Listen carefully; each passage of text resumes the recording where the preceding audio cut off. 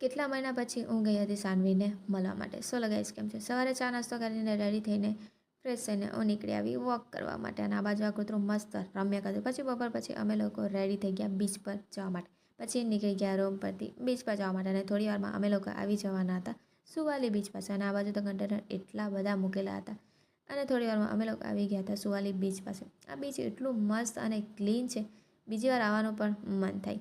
અને ત્યાં તો અમને એરોપ્લેન એટલું નજીકથી જોવા મળ્યું અને બીજી બાજુ હેલિકોપ્ટર પર.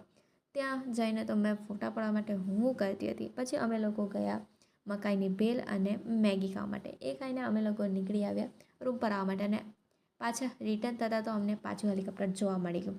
પછી અમે લોકો ગયા સાનવીને મળવા માટે અને મસ્ત મોબાઈલમાં જોયા કરતી હતી અને બીજી બાજુ એની મસ્તી ચાલતી ગઈ હતી.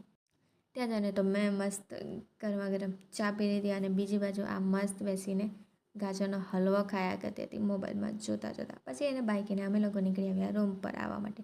રૂમ પર આવીને મને ભૂખ લાગી તો મેં બેસી ગઈ પાણીપુરી ખાવા માટે. પછી સાંજે તો મને કંટાળો આવતો હતો તો મેં નીકળી આવી વોક કરવા માટે. આટલા માટે આટલું ફોલો કરતા જજો. Thank you, bye bye.